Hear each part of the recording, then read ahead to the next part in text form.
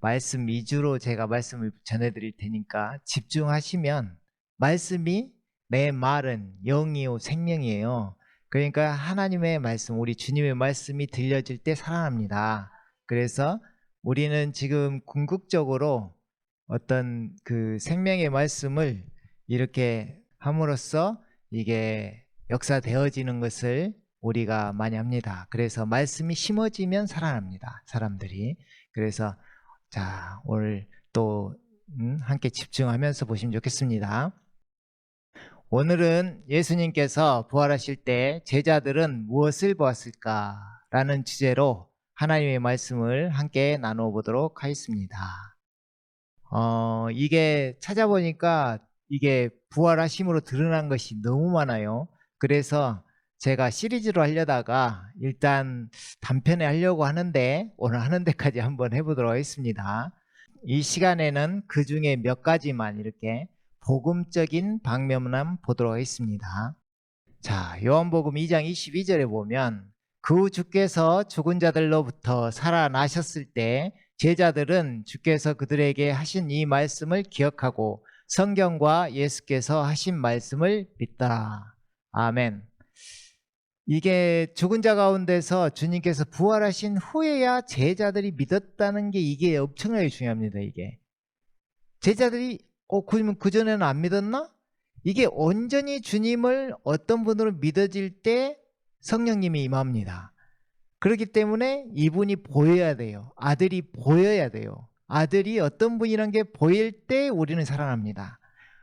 하나님이 정하신 거예요. 모든 사람이 믿을 만한 증거를 주시고 정하신 거예요. 그 심판주를 세우시고 이분을 보면 살아나게 다 정하신 거예요. 그분이 우리가 다 알듯이 예수님이시죠. 그래서 예수님이 어떻게 보여지는지, 그러면 예수님을 보일 때 성경과 예수께서 하신 말씀이 모두가 믿어지니, 이 성경이 66권이 믿어지니 완전히 이제 영으로 볼 수 있는 눈이 생기는 것입니다. 이제 이게 성경이 엄청난 책이잖아요. 그러니까 이게 국어책으로 보면 안 보이는 것이고 이게 영어로 보면 보입니다. 이게 그래서 우리 영이 트이는 게 중요한데 그것이 거듭남이죠. 영이 살아나는 게 거듭남이에요. 그래서 오늘 이 시간을 통해서 이 설명을 제가 하는 말을 좀 줄이고 성경 말씀을 위주로 읽으면서 이야기하는 식으로 하도록 하겠습니다. 집중하시면 말씀이 쉽게 또 들려질 줄 믿습니다. 아멘. 자, 예수님께서 죽으시고 부활하는, 죽은 자 가운데서 부활하셨다. 이게 엄청나게 중요합니다. 이게 보통 사건이 아니에요. 사실 죽은 자 가운데 사람이 부활할 수가 없는데 부활하신 사건이잖아요. 이게 엄청난 사건인데 이것을 예수님께서 죽으시기 전에 말씀을 하셨냐 안 하셨냐 이런 말인데, 예수님께서는 친히 자신이 죽은 자 가운데서 부활하실 것이라는 것을 제자들을 통해서 이야기를 하셨습니다. 그런데 신기하게도 제자들에게는 부활이 없습니다.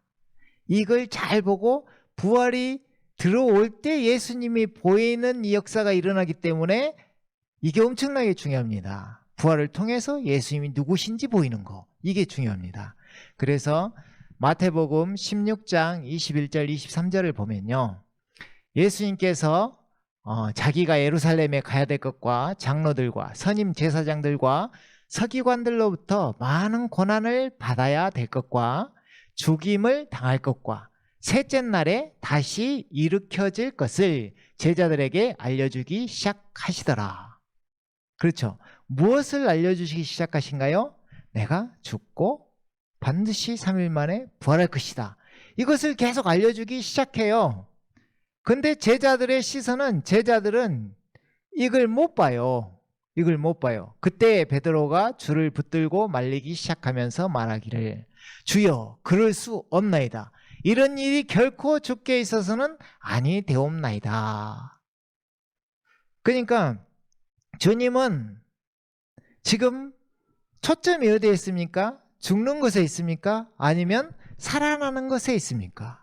살아나는 것에 있어요. 근데 베드로는 지금 아직 영이 살아있지 않기 때문에 이 영의 영역, 부활의 영역을 보지 못하기 때문에 죽음에 꽂혀 있습니다. 죽음에. 그래서 죽음을 볼 수 있습니다.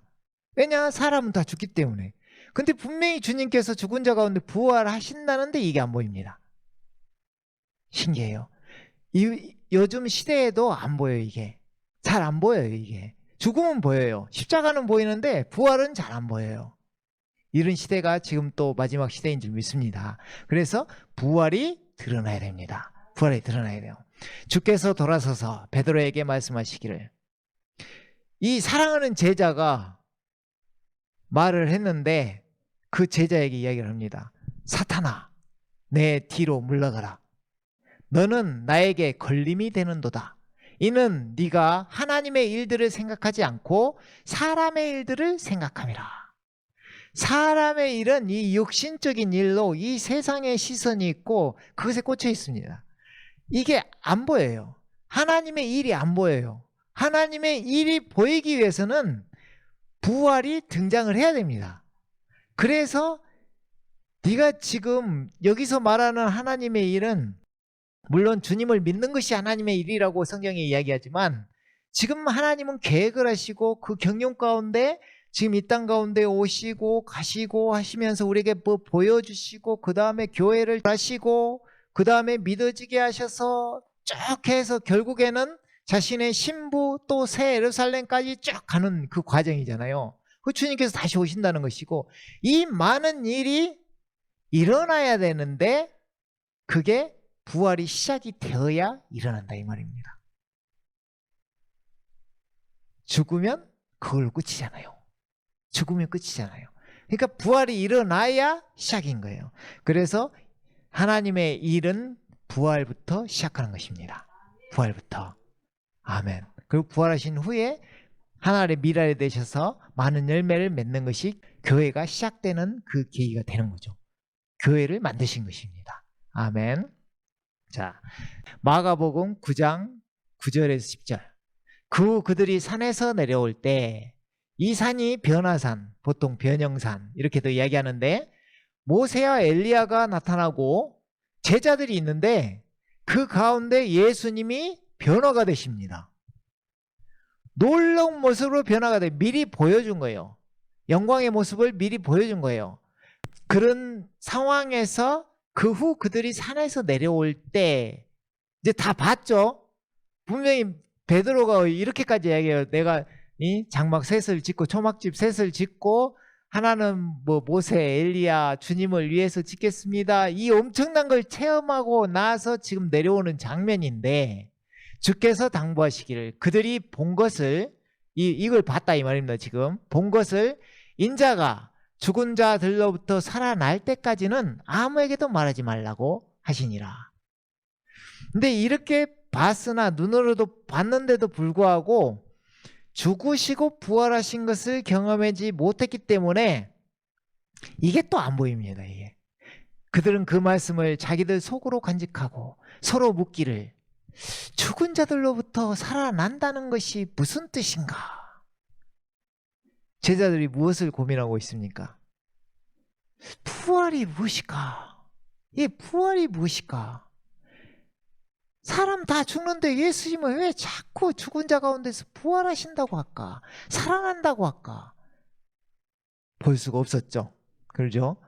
그런데 이제 유대인들이 예수님을 이제 핍박하기 시작합니다. 요한복음 2장 18, 21절에 보면, 이에 유대인들이 대답하여 주께 말하기를, 네가 이런 일을 행하니 우리에게 무슨 표적을 보여주겠느냐? 네가 지금 계속 가는 것이 네가 그리스도라고 하는 것이고 하나님의 아들이라고 하는데 무슨 표적을 보여주겠느냐? 이게 이제 마태복음에 보면 12장 16장에 보면 이게 성경에서 진실로 하면 엄청 중요한 거예요. 근데 같은 내용이 두 번 나오는 게 있습니다. 그 사건이 뭐냐면, 이 바리새인들이 예수님을 쫓아다니면서 죽일 구실을 찾으면서 하는 말이, 네가 하늘에서 왔다면서, 네가 다윗의 자손이라면서 물어봐요. 이 이야기는 무슨 말이냐면, 네가 그리스도라면서, 네가 구원자라면서 이런 이야기예요. 그러면은 이분이 오셨는데 네가 우리에게 보여줄 표적을 보여봐. 표적을 보여봐 하면서 따라다녀요. 그런데 그 표적을 이야기하실 때 주님이 2번 이야기합니다. 요나의 표적 밖에는 없느니라. 이 말이에요. 너희가 악하고 음란한 세대가 나에게 표적을 구하나 내가 너희들에게 보여줄 표적은 하나밖에 없어. 요나의 표적. 요나서에 보면 십자가에 죽으시고 부활하시고 회개하는 장면이 예표로 나와 있어요. 요나가 물고기 뱃속에 들어가고 그 사흘 만에 토해지고 이런 이야기죠. 그러니까 그것처럼 이들은 계속 표적을 요구합니다.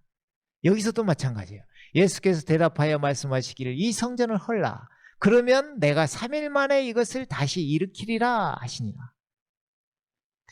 그러니까 이제 유대인들은 육적인 시선, 이게 성경이 이거예요. 육적인 시선과 영적인 시선의 계속 대립이에요. 육신적인 것은 사망이요, 영적인 생각은 생명과 평안이니라. 이걸 계속 대조해요. 그럼 우리는 어디 편에 서야 돼요? 영적인 쪽에 서야 됩니다. 영적인 쪽에. 영적인 걸 심기 위해서 예수님이 계속해서 이렇게 펼쳐가고 계시는 거예요.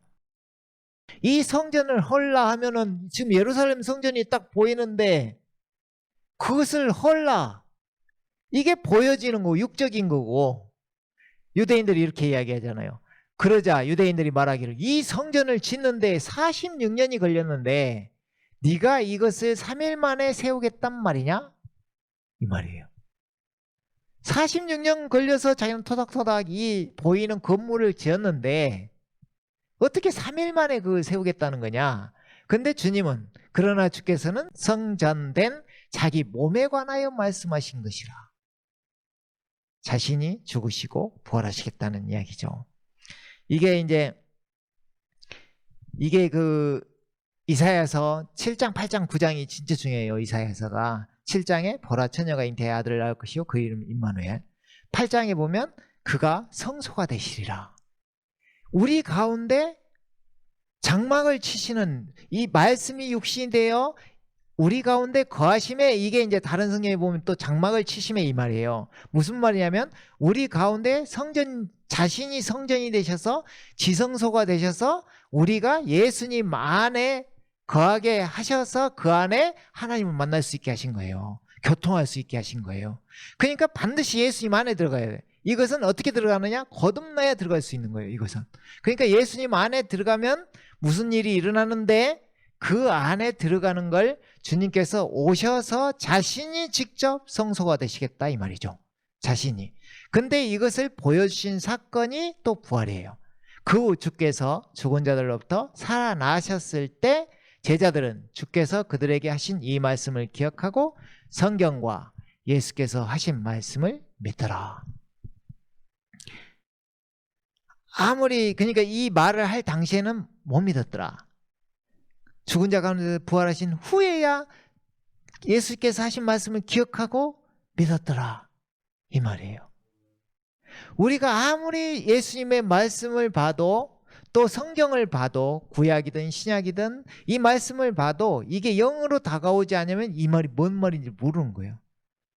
유대인들처럼 이 성전을 짓는 46년이 걸렸는데 네가 이거 3일 만에 짓는다고? 이 시선.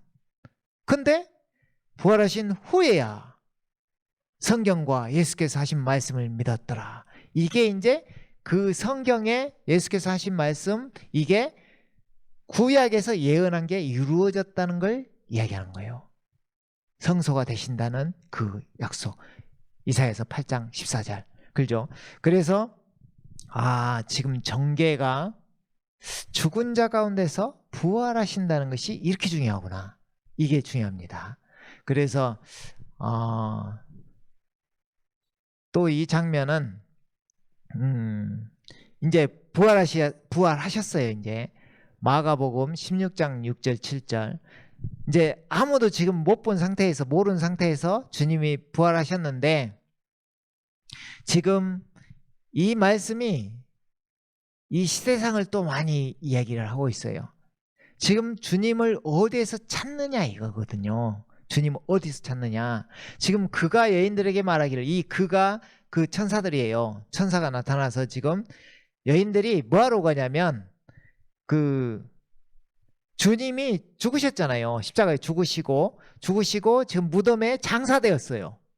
그러니까 이 무덤의 향유를 가지고 시체를 어떻게 관리해 보려고 또 이렇게 가려고 하는 거예요. 그런데 천사가 나타나서 이제 그들이 그걸 무덤이 빈 것을 이렇게 보면서 놀라는 거죠. 또 천사가 나타나니까 놀라는 거죠. 놀라지 말라. 너희가 십자가에 못 박히신 나사렛 예수를 찾는도다. 이들은 뭐 하고 있어요, 지금? 죽으신 예수님을, 십자가에 못 박히신 예수님을 찾아가고 있어요. 이들의 머릿속도 지금 죽음밖에 없어요. 십자가, 죽음. 그죠? 너희들이 못 박히신, 십자가에 못 박히신 나사렛 예수를 찾는도다. 하지만 그는 살아나셨고 여기에 계시지 않느니라. 지금도 죽음에 머물러 계시지 않아요. 살아나셨어요. 부활하셨어요. 그래서 사람들이 주를 뉘어놓았던 자리를 보라. 빈 무덤을 보라는 거죠. 보라. 그리고 너희는 가서 주의 제자들과 베드로에게 주께서 너희보다 먼저 갈릴리로 가시리니 주께서 너희에게 말씀하신 대로 그곳에서 너희가 주를 보리라. 자, 십자가에 못 박히신 예수님을 우리가 볼 때 상당히 우리가 그 사랑을 느낍니다. 주님께서 우리를 위해 주어주셨다는 그 사랑과 이 놀라운 아무도 할 수 없는 그 십자가의 대속의 죽음을 우리는 알고 있습니다. 근데 십자가에서 계속해서 죽은 예수님을 찾는다 하면 그분은 살아나셨는데 살아계신 예수님을 만나기가 힘듭니다. 너희가 주를 보리라. 예수님을 볼 수 있게 부활하셨는데 부활하신 예수님을 만나기가 쉽지 않습니다. 부활에 초점이 있습니다. 부활에 초점이 있어요. 그래서 제자들에게 친히 또 나타나시죠.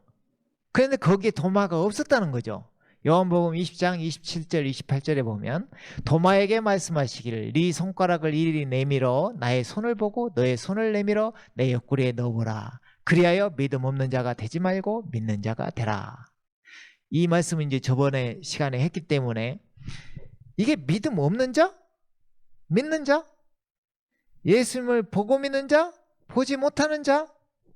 이게 극명하게 나눠져 있어요. 그럼 도마가 이야기를 해요. 내가 보기 전에는 내가 믿지 못하겠노라 했던 도마가 지금 보고 나서 하는 말이 예수님을 어떻게 고백하느냐 이 말입니다.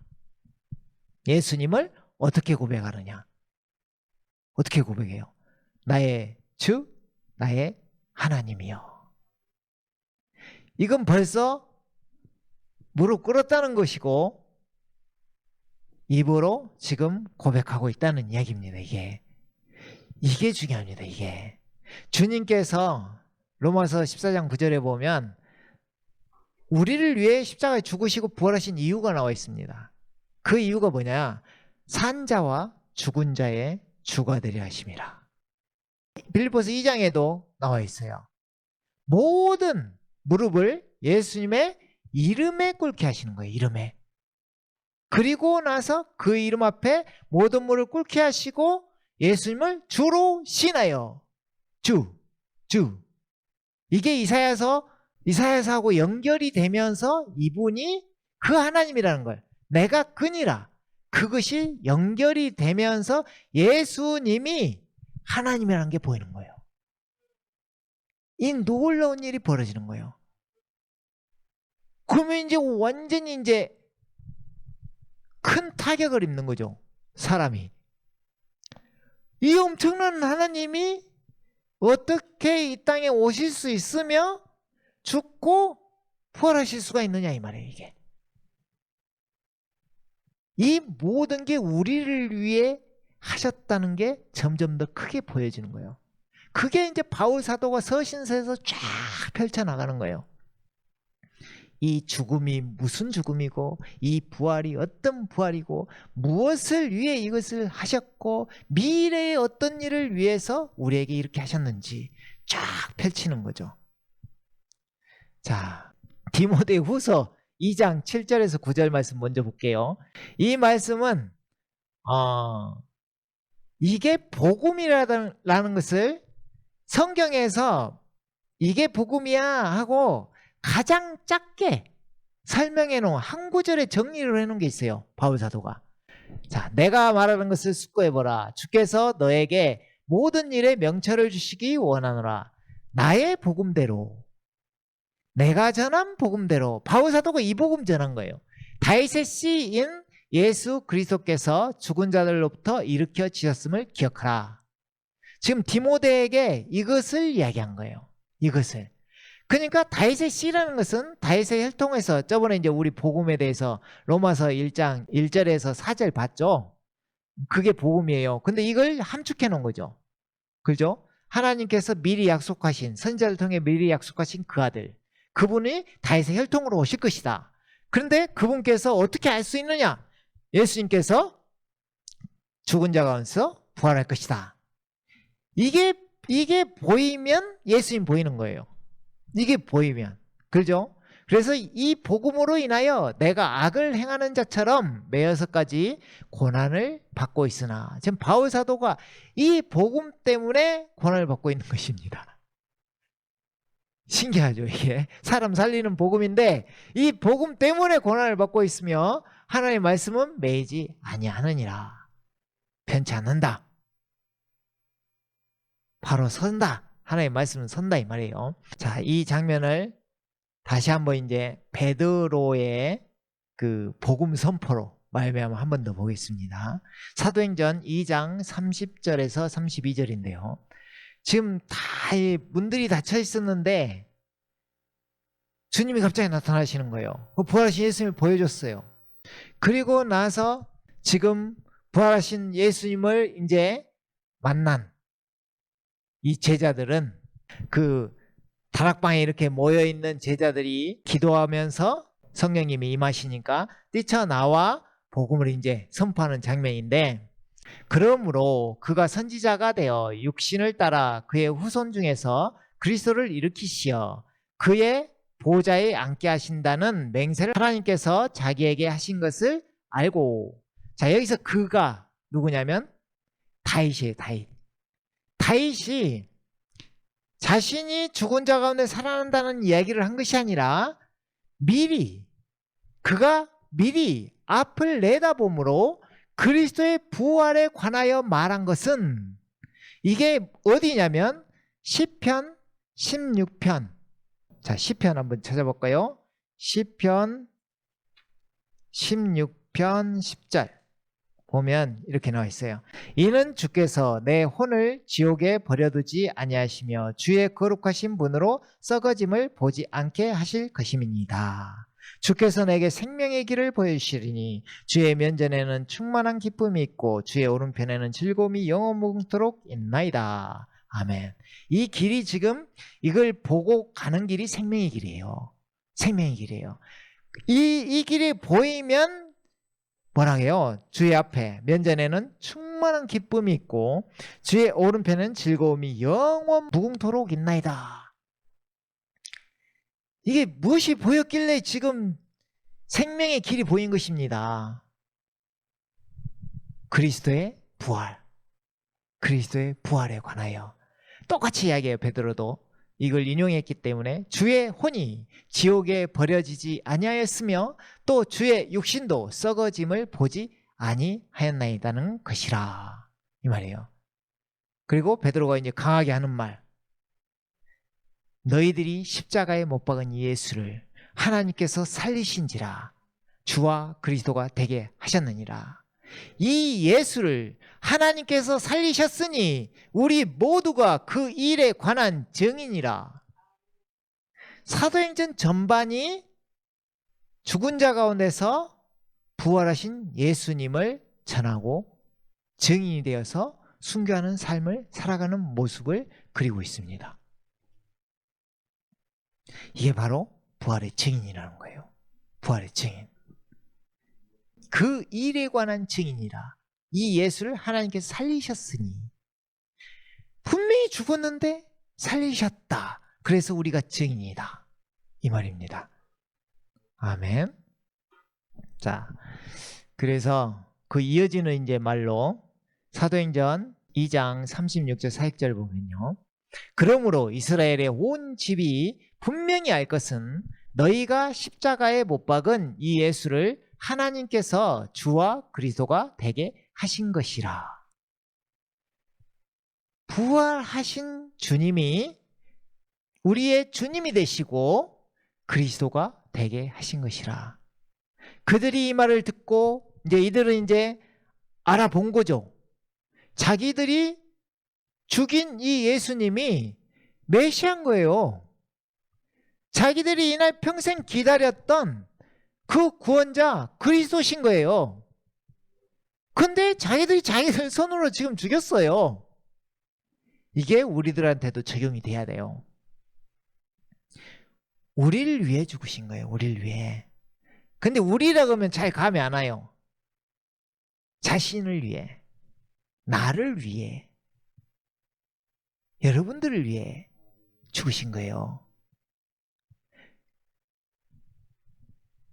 그러니까 이 하나님의 사랑이 이제 여기서 보이니, 또 주님의 사랑이 보이니 그들이 이 말을 듣고 마음에 찔림을 받아 베드로와 다른 사도들에게 말하기를, 형제 여러분, 우리가 어찌하리까? 어찌할꼬 하는 거예요. 베드로가 이제 방법을 알려줍니다. 회개하라. 회개하라. 이 회개가 엄청나게 중요합니다. 주님을 회개하고 주님을 만나든 주님을 만나고 회개하든 반드시 회개는 있어야 됩니다. 회개는 있어야 돼요. 반드시 있어야 돼요. 그거 없이는 안 돼요. 왜냐하면은 회개가 돌아서는 것이기 때문에. 사도행전 11장 18절에 보면 이렇게 돼 있죠.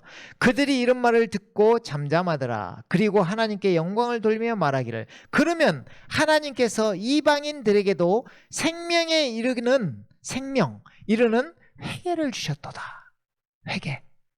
회개를 주신 거예요. 돌이켜야 돼. 하나님께 돌이켜야 돼요. 주님 붙들어야 돼. 그래야만 생명을 얻을 수 있다고 하는 거예요. 반드시 회개가 일어나야 됩니다. 회개하라. 그리고 죄들을 사함받은 것으로 인하여, 주님께서 이미 우리 몰랐을 때 사해 주셨다 했잖아요. 그러니까 죄들을 사함받은 것으로 인하여 너희 각자가 예수 그리스도의 이름으로 침례를 받으라. 우리가 이 예수님의 보임으로 인해서 이분이 그리스도시고 이 이름이 우리를 구원한다는 걸 이제 알게 되는 거예요. 그래서 사도들은 모두 다 예수님의 이름으로 침례를 줬어요. 예수님의 이름으로. 사도행전 다 예수님의 이름으로 침례를 줍니다. 그래서 예수 그리스도의 이름으로 침례를 받으라. 그리하면 너희가 성령의 선물을 받으리라. 이 약속은 너희와 너희 자녀에게 한 것이며 또한 먼 곳에 있는 모든 사람, 그러니까 유대인뿐만이 아니라 모든 사람, 이게 중요하죠. 모든 사람도 이렇게 해라. 그리하면 너희가 성령의 선물을 받고 또한 이렇게 주님을 믿고 그리스도인이 되고 교회가 될 것이다, 이 말이죠. 즉 우리 하나님께서 부르실 모든 사람에게 하신 것이라. 에클레시아, 교회, 모든 사람, 유대인, 이방인, 한 세 사람, 교회, 이거예요, 이거. 그죠? 모두 다 교회. 예수를 믿는 사람은. 네, 그래서 하신 것이라. 또 여러 가지 다른 말로 증거하고 공고하며 말하기를, 너희는 이 사악한 세대로부터 구원을 받으라고 하더라. 이 사악한 세대에서 구원을 받는 것이 구원이란 거예요. 애굽에서 건짐을 받는 거, 홍해를 건너는, 광야로 가는, 이게 반드시 일어나야 해요. 세상에서. 애국은 세상을 의미해요. 이 사악한 세대로부터 구원을 받으라. 구원을 받았으면 이게 세상에서 살지 말라는 게 아니라 세상에서 나그네로 산다는 이 개념을, 관념을 인식을 하고 이 세상에 살아야 돼요. 그러니까 쉽게 말하면 하나님의 자녀답게 그리스도인답게 살아야 되는 거예요, 이 세상을. 그 세대로부터 구원을 받는 거예요. 저도 구원받기 전에 저 사악한 세대라니까. 이게 구원받으면 거기서 건진받는 거예요. 돌아서야 돼요. 그게 확실해야 돼. 그게 또 회개고. 돌아서야 돼, 이게. 그죠? 그대로 있으면서, 그대로 즐기면서, 그대로 쾌락을 하면서, 그대로 정욕, 육신, 이것을 사랑하면서 나는 구원받았다고 말하면 부끄럽죠. 부끄럽죠. 거기서 건진받았는데 그대로 시궁창에서 뒹굴고 있으면 그 부끄러운 거죠. 그렇죠? 돌아서라. 그렇죠? 그래서 여기를 전해서 쭉 보면 무슨 이야기인 것 같아요? 부활을 통한 구원을 이야기하고 있어요. 부활을 통한 구원. 그러면 이게 우리가 뭐 지어낸 말이냐, 아니면 이 성경 구절에만 나와 있느냐? 그게 아니죠. 이제 저희가 강하게 외치는 말 중에 로마서 10장 9절이 있죠. 이게 이제 구원 구절이에요. 그러니까 성경을 아까 통틀어 복음을 한 절을 이야기한다면 그 디모데후서 2장 8절이고, 복음을 이야기한다면, 그리고 구원의 구절을 이야기한다면, 한 절을 이야기한다면 로마서 10장 9절인 거예요. 로마서 10장 9절. 그러면 제가 한번 읽어보면, 자, 8절부터 읽어보면, 그러나 그것이 무엇을 말하느냐? 말씀이 너에게 가까워 너의 입에 있으며 너의 마음에 있노라 하였으니 곧 우리가 전파하는 믿음의 말씀이라.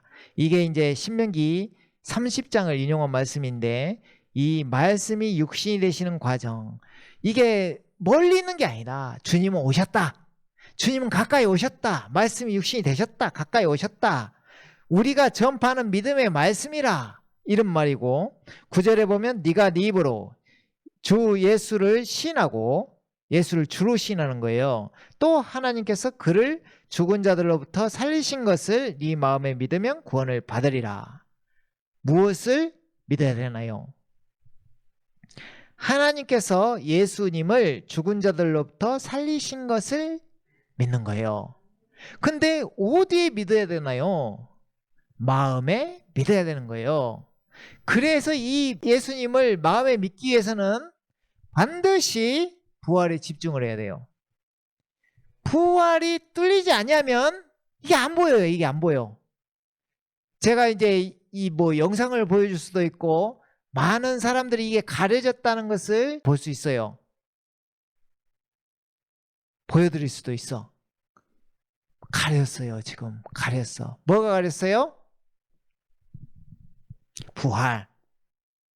하나님께서 그를 죽은 자들로부터 살리신 것을 네 마음에 믿으면 구원을 받으리라. 이렇게 하면 어떻게 돼요? 예수님을 주로 신하게 돼요. 자연스럽게 돼요. 자연스럽게 신하게 돼요. 그죠? 그러면 또 어떻게 유익이 돼요? 이는 사람이 마음으로 믿어 의에 이르고, 하나님의 십자가의 사랑이 우리의 것이 되고, 또 우리가 의가 되어 또 살아가게 되는 것입니다. 의에 이르고 입으로 고백하여 구원에 이르기 때문이라. 구원은 어떻게 받아요? 부활을 마음에 믿고 입으로 어떻게 고백해요? 나의 주, 나의 하나님. 누구를? 예수님을. 이게 구원이에요. 이게 구원. 그죠? 로마서 4장 25절에 봐도 이게 부활로 인해서 우리가 의롭게 된다는 걸 나와 있어요.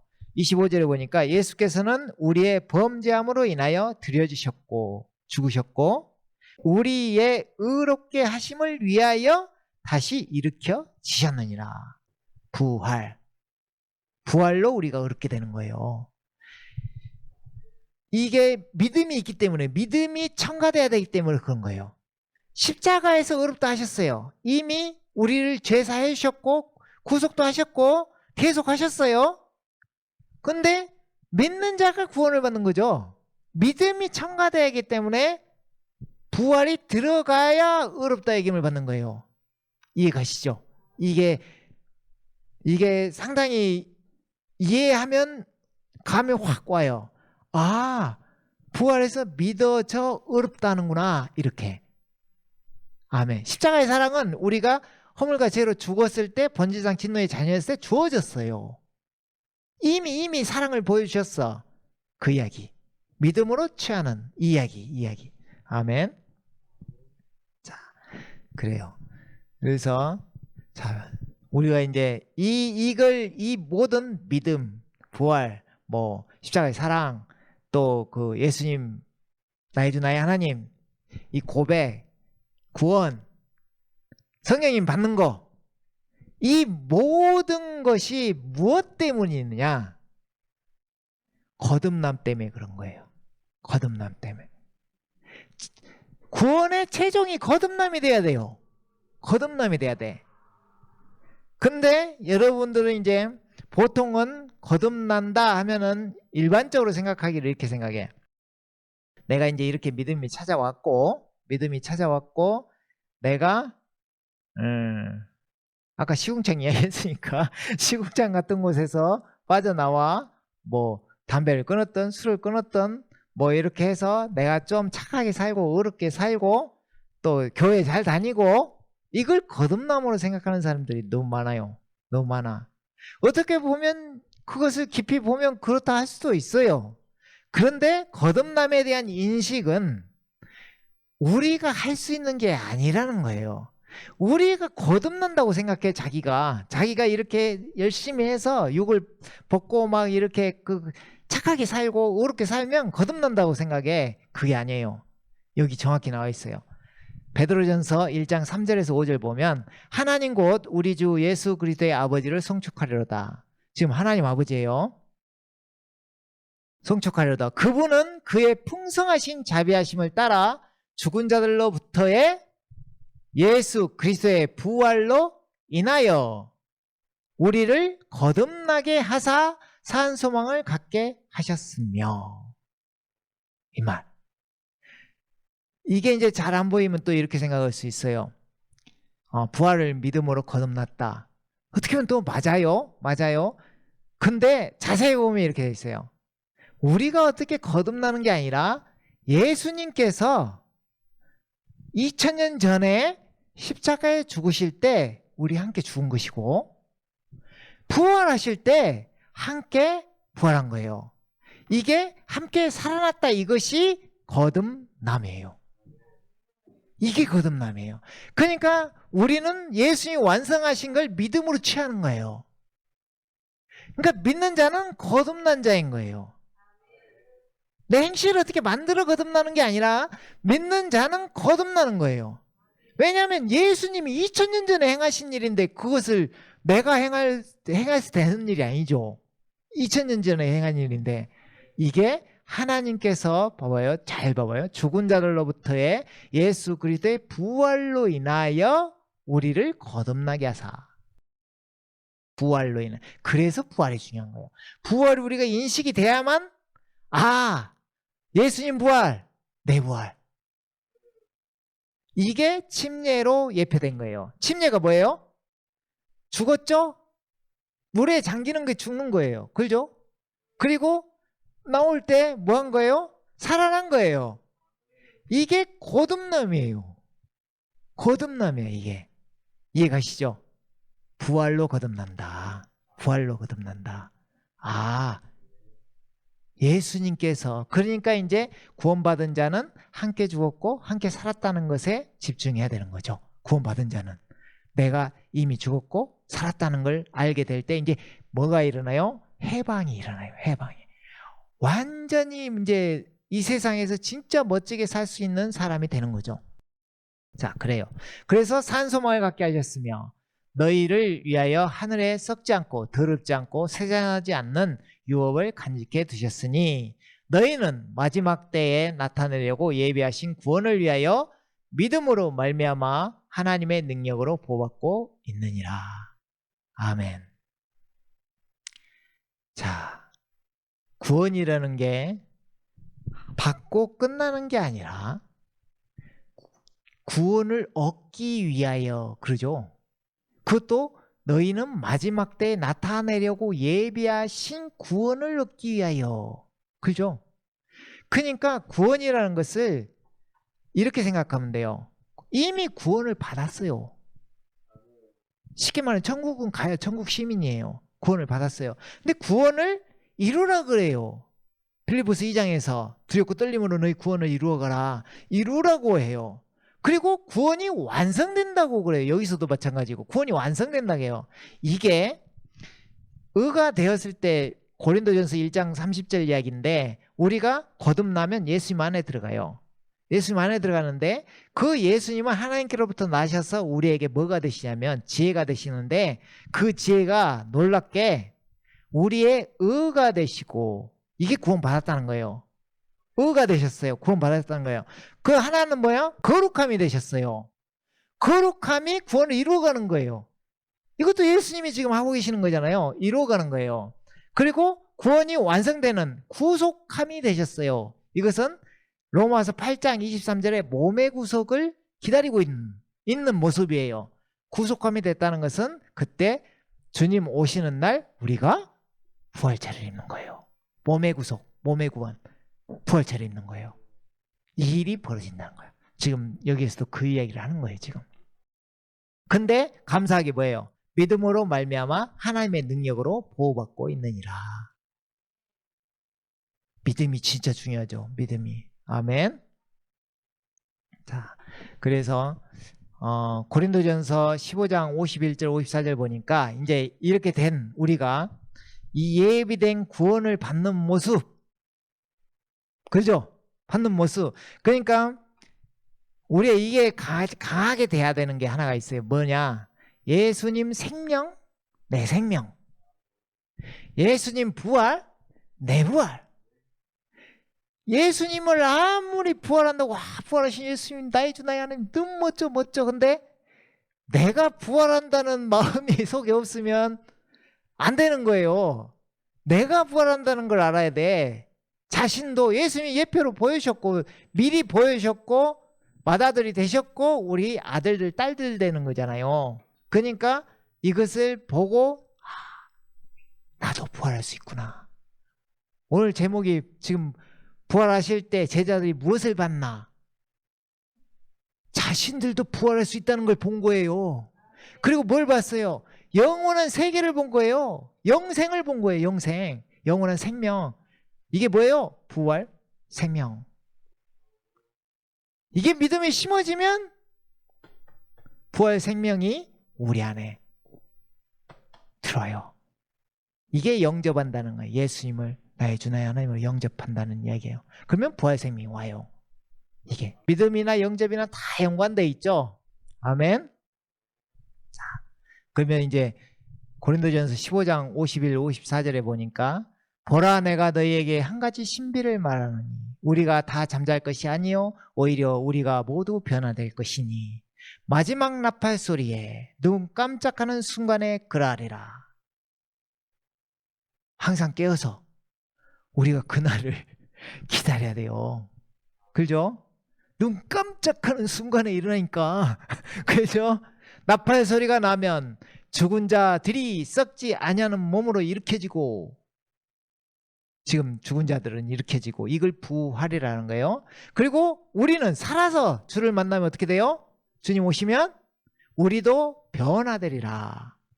똑같은 몸으로 변화돼요. 그 표준은 뭐예요? 본이 되신 분은 예수님. 그러니까 예수님을 보면 우리의 미래의 모습이 보이는 거예요. 우리 미래의 모습이 보이는 거예요. 아멘. 그래야 이 썩을 몸이 반드시 썩지 아니할 몸을 입고 이 죽을 몸이 반드시 죽지 아니할 몸을 입으리라. 반드시 죽지 않습니다. 이 세상에 이 몸이 죽지 않는 게 아니라 주님 오시면 죽지 않습니다. 부활해서 이야기해요. 지금부터 죽지 않는단 말이 아니라 오시면 부활해서 죽지 않는 거예요. 자, 이 썩을 몸이 썩지 아니함을 입고 또 이 죽을 몸이 죽지 아니함을 입게 되면 그때 사망이 승리 속에 삼킨 바 되었느니라고 기록된 말씀이 이루어지리라. 아멘. 이게 놀라운 하나님의 말씀은 다 몇천 년 전에 예언되어 있는 것을 이루시는 게 놀라운 거예요, 사실은. 근데 여기서도 사망이 승리 속에 삼킨 바 되었느니라, 이게 예언된 말씀이에요, 이사야가. 그러니까 이사야를 많이 보시면 상당히 어떻게 되어질 것을 많이 볼 수 있고 예표가 어떻게 되어지는지 알 수가 있어요. 그러면 이사야서 25장 8절 9절에 방금 이 말 있죠. 사망이 승리 속에 삼킨 바 되었느니라. 우리가 부활하는 모습을 지금 보여주는 거잖아요. 그러면 이사야서 25장 8절에 뭐라고 쓰여 있나? 그가 승리 안으로 사망을 삼키실 것이요. 이 이야기, 이걸 지금 예표 미리 인용한 거예요, 바울 사도가. 또 주 하나님께서 모든 얼굴에서 눈물을 닦아주시며 자기 백성의 책망을 온 땅으로부터 제하시리니 이는 주께서 그것을 말씀하셨느니라. 여기에서 킹 제임스는 여호와라는 말이 몇 구절 안 돼요. 다 뭘로 바꿨냐면 주로 바꿨어요. 주, 아도나이로. 이름을 이스라엘 민족이 바꿨어요. 부르면 좀 누가 될까봐 십계명에도 있으니 망령되이 부르지 말라, 그걸 지키기 위해서 바꿨어요. 그래서 지금 그것을 온전히 부를 수 있는 사람이 없다고 해요, 하나님의 이름을. 근데 우리에게 부를 수 있는 이름을 주셨어요. 그 이름이 예수.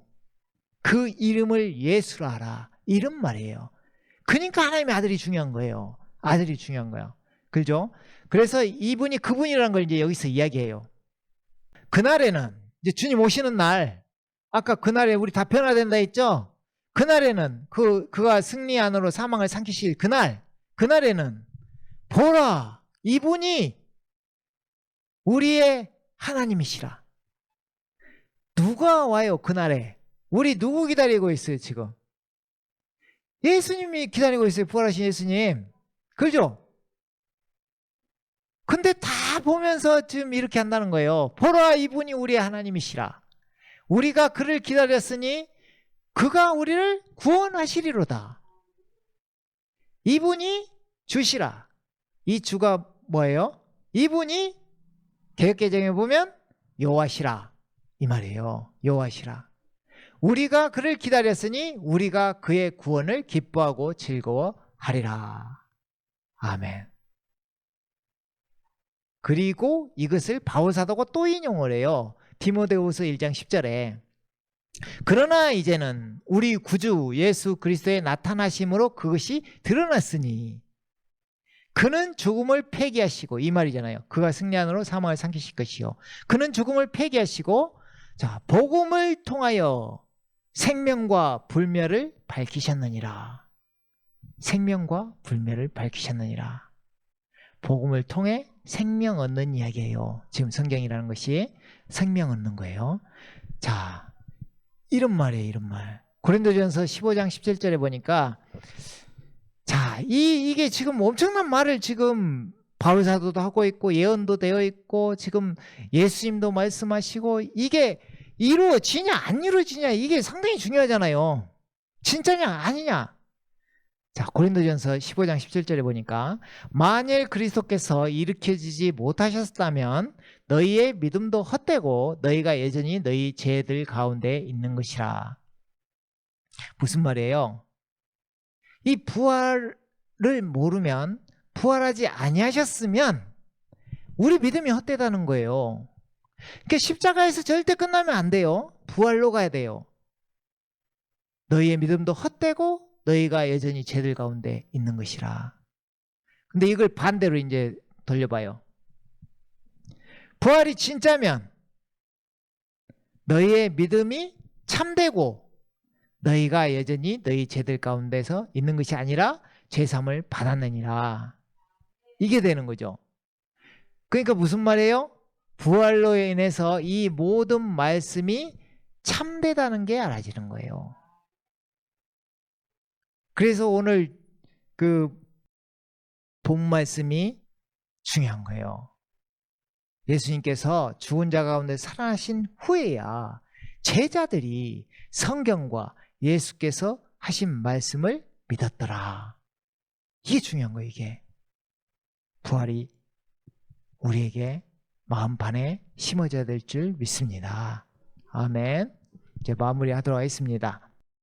그래서 예수님께서 이렇게 말씀하시는 거예요. 마르다에게 나는 부활이요 생명이니 나를 믿는 자는 죽어도 살 것이며 또 살아서 나를 믿는 자는 누구나 영원히 죽지 아니하리라. 네가 이것을 믿느냐?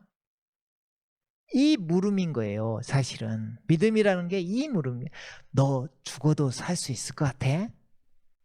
너 영생한다는데 이게 믿어져? 이런 이야기란 말이에요. 이게 믿어지는 자가 지금 이 많은 복음과 이 구원의 말씀 구절을 통해서 이게 믿어지는 자가 아멘 아멘이 될 때 부활 생명이 우리 가운데 임하는 거예요. 쉽게 말해서 예수님께서 들어오시는 거예요. 우리 가운데. 나는 부활이요 생명. 부활 생명이 우리 안에 들어오시는 거예요. 그러면 믿음이 형성돼요. 믿음이 형성되면 성령의 은사에도 믿음이 있고 성령의 열매에도 믿음이 있어요. 믿음이 자라가요. 생명에 성장할수록 믿음도 자라가고 놀라운 사람으로 이제 변화가 일어나는 거예요. 아멘. 그러니까 여기서 마르다도 이렇게 이야기하죠. 예, 주여. 나는 주께서 세상에 오실 그리스도 곧 하나님의 아들이심을 믿나이다. 이 놀라운 고백을 한 거죠. 이 하나님의 아들의 신비를 알아야 이렇게 고백할 수 있는 거예요. 사실은. 아멘 아멘. 그래요. 자, 그 뒤에 이제 예수님께서 아들의 신비를 살짝 이야기하시는데 요한계시록 22장 12절 13절에 보면 보라 내가 속히 오리니 내가 주 상이 내게 있어 각 사람에게 그의 행위에 따라 주리라. 나는 알파와 오메가요 시작과 끝이며 처음과 마지막이라. 이 구절이 있는 곳에 구약에 찾아보면 다 주 하나님 우리 만군의 여호와 하나님이에요. 그죠? 근데 예수님이 성경 마지막 장에서 지금 자신이 하나님이라는 걸 드러내시며 이야기하고 계시며 또 이렇게 16절에 이렇게 이야기하시죠. 나 예수는 직접 예수님께서 이야기하시죠. 교회들에 관한 이런 일을 너희에게 증거하기 위하여 나의 천사를 보내노라. 교회 누구예요? 우리들이죠. 우리들에게 무엇을 지금 성경 거의 마지막이에요. 무엇을 이야기하고 싶으시냐 예수님은 하나님의 아들의 신비를 이야기하고 싶은 거예요. 나는 다윗의 뿌리요 다윗의 자손이니라. 이럴 수 있는 사람이 어디 있냐고 세상에. 뿌리면서 자손인 분이. 그러니까 예수님이 유대인들하고 대화를 할 때 이렇게 해요. 너희는 그리스도에 대해서 어떻게 생각하느냐 이렇게 말해요. 그러니까 그들이 이야기를 해요. 다윗의 자손이다 그래요. 왜냐하면 오실 것을 알기 때문에 다윗의 자손이다 그렇게 이야기를 해요. 그러니까 예수님이 뭐라고 해요? 그렇다면 다윗이 그리스도를 주라 칭하는데 주라 이야기하는데 어떻게 다윗의 자손이 되느냐 이 말이에요. 주라 칭하는데 어떻게 다윗의 자손이 되느냐. 그러니까 유대인들이 그 뒤로 그 말을 하는 사람이 한 명도 없는 거예요. 이게 그리스도의 신비예요. 하나님의 아들의 신비. 나는 다윗의 뿌리요 자손이며 또 빛나는 새벽별이라 하시니라. 아멘. 이걸 알게 하시는 분도 새벽별처럼 동방박사들이 샛별을 보고 주님을 찾아오셨던 것처럼 이걸 다 알게 하시는 분도 모든 걸 다 예수님이 또 하시는 거예요. 예수님이 새벽별, 샛별이 너희 마음에 샛별이 떠오를 때까지 그때까지 내가 너희가 장성한 분량에 이르기까지 바울사도로 그러죠. 그 상고의 고통을 내가 해산의 고통 이런 게 필요한 거예요. 우리에게. 이게 우리에게 신비로 다가오고 마음판에 새겨지는 우리들이 되기를 원합니다. 아멘. 오늘 말씀 여기까지 하도록 하겠습니다. 함께 기도하겠습니다.